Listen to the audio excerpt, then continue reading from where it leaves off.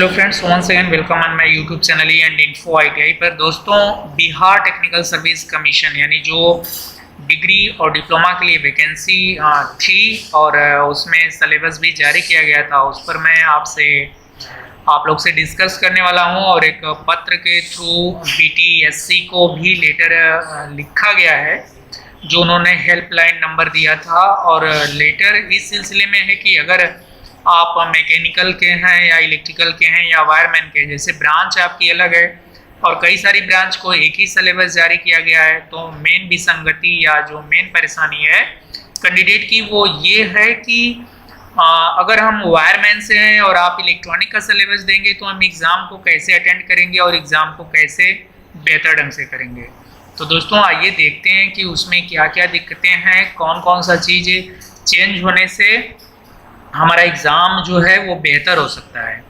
तो दोस्तों, अगर चैनल पर नए हैं तो चैनल को बिल्कुल सब्सक्राइब कर लें। ऑल इंडिया जो भी आईटीआई इंस्ट्रक्टर वैकेंसी आती है, मैं उससे रिगार्डिंग वीडियोस या इंफॉर्मेशन शेयर करता हूं आपके साथ। तो देखते हैं कि मेन जो प्रॉब्लम है वो ये पत्र लिखा गया है, ये दिया गया है जो बीटीएससी पर ऑफिशियल जो help desk btsc@gmail.com email ID है, वहाँ पे भेजा गया है और कहीं ये आपसे संबंधित तो नहीं है। तो आइए देख लेते हैं कि इसमें मेन जो विषय है बीटीएससी के ट्रेड अनुदेशक डिग्री डिप्लोमा के प्रकाशित पाठ्यक्रम यानी सिलेबस विसंगति के संदर्भ में बहुत ही अच्छे ढंग से ये हिंदी में ये पत्र बनाया गया है। मेन इसमें क्या बताया गया है कि आपका ध्यान बिहार तकनीकी सेवा आयोग के विज्ञापन संख्या 38/2023 से लेकर के 52/2023 तक अनुदेशक जो पद निकला हुआ है डिग्री डिप्लोमा के लिए, उनके लिए जो सिलेबस जारी किया गया है वो सिलेबस में ये उनको कहा जा रहा है कि सिलेबस को प्रकाशित करने में जल्दीबाजी की गई है।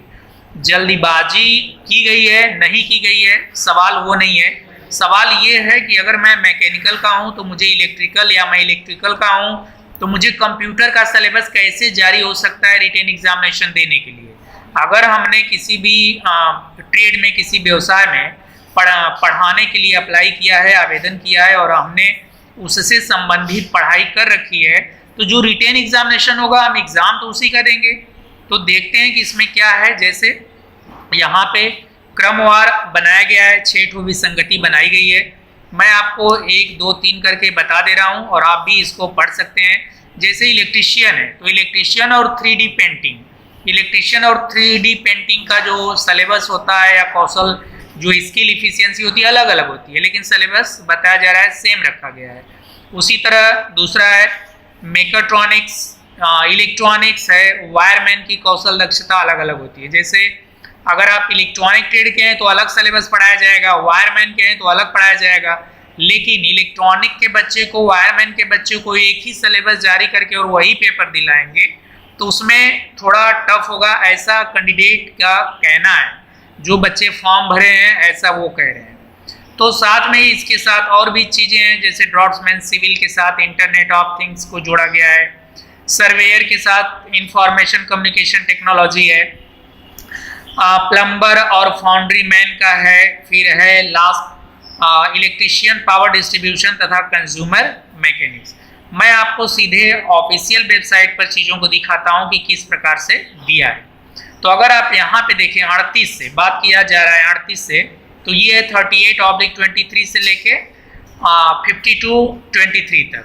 तो अगर हम सीधे 38 पे ही आए तो यहाँ पे देखिए machinist, refrigeration and air conditioning technician, draughtsman, mechanical, fitter, Turner, machinist, grinder, ये सभी का जो सिलेबस है एक है। सभी का सिलेबस एक है, यानी हम अगर आपको सीधे सिलेबस पर ले जाएं तो हम सिलेबस भी यहाँ से आपको दिखाएंगे। जैसे ये देखिए, इलेक्ट्रिकल इंजीनियरिंग का सिलेबस है, electrical engineering, electrical and electronics engineering, दोनों का सिलेबस बता रहा है कि एक ही है। तो अब सवाल ये है कि इलेक्ट्रॉनिक्स इंजीनियरिंग का सिलेबस अलग होता है, इलेक्ट्रिकल इंजीनियरिंग जो किया है, हाँ कुछ चीज़ें कॉमन जरूर होंगी। तो हो सकता है कि इस चीज़ को ध्यान में, जो बीटीएससी ने किया है, इस चीज़ को ध्यान में रख करके किया हो कि जो इलेक्ट्रिकल इंजीनियरिंग होती है, इलेक्ट्रॉनिक्स इंजीनियरिंग होती है, तो कुछ पेपर दोनों के कॉमन होते हैं, कुछ सिलेबस कॉमन होता है, लेकिन पूरा का पूरा नहीं होता है।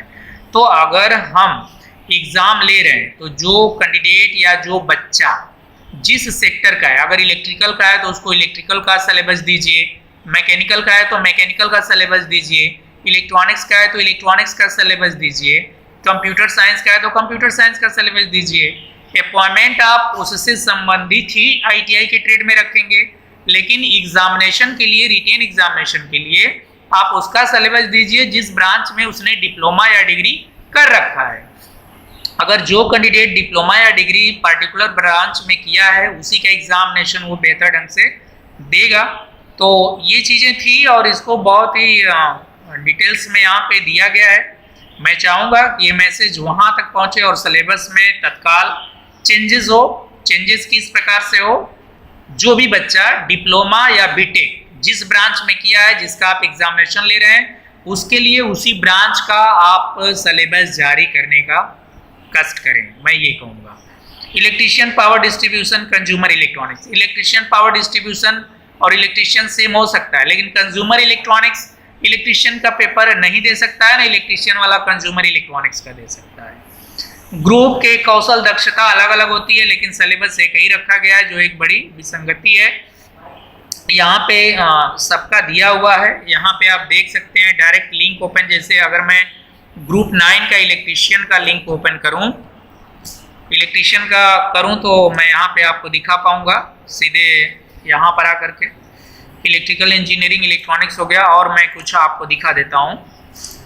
अब जैसे मैं ग्रुप 13 की बात करूँ तो 13 में कंप्यूटर साइंस लिया है। कंप्यूटर साइंस और IT इंजीनियरिंग लगभग सेम हो सकती है, लेकिन इलेक्ट्रॉनिक्स एंड कम्युनिकेशन इंजीनियरिंग और कंप्यूटर साइंस बिल्कुल अलग है, क्योंकि कंप्यूटर साइंस का अगर बीटेक का लड़का है और एक इलेक्ट्रॉनिक्स कम्युनिकेशन इंजीनियरिंग का लड़का है तो दोनों का जो स्टडी है, जो पढ़ाई है, जो उन्होंने एग्जामिनेशन दिया है या 4 साल जो इंजीनियरिंग करी है वो अलग होंगी। तो इसलिए एग्जामिनेशन देने में थोड़ी कहीं न कहीं प्रॉब्लम आएगी, दिक्कतें आएगी।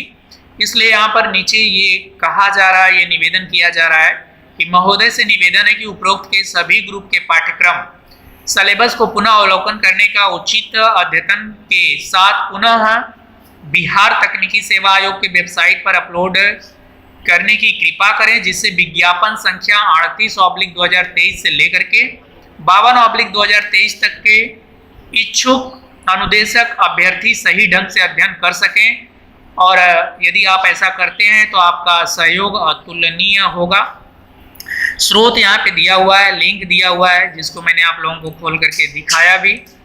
ये है जो सिलेबस की मैं बात कर रहा था, तो इस पूरे वीडियो में मैंने सिलेबस की ही बात करा है। अगर किसी प्रकार का कोई भी आप लोगों को दिक्कत महसूस होती है, कोई परेशानी, तो मेरे टेलीग्राम ग्रुप E&Info को ज्वाइन करके वहाँ से आप लोग आपस में या मेरे साथ डिस्कस कर सकते हैं। और जो भी इस तरह का न्यूज़ BTSC तक पहुँचाना है, उसको अगर ऑथेंटिक है तो न्यूज़ बिल्कुल वीडियो के माध्यम से पहुँचाया जाएगा। जैसे कि 1-2 मैंने PDF फाइल, सिलेबस की PDF फाइल भी ओपन करके आप लोगों को दिखाया और बताया भी। जैसे यहाँ पे ग्रुप 13 की मैं बात कर रहा था, कंप्यूटर साइंस या IT इंजीनियरिंग या इलेक्ट्रॉनिक्स एंड कम्युनिकेशन की।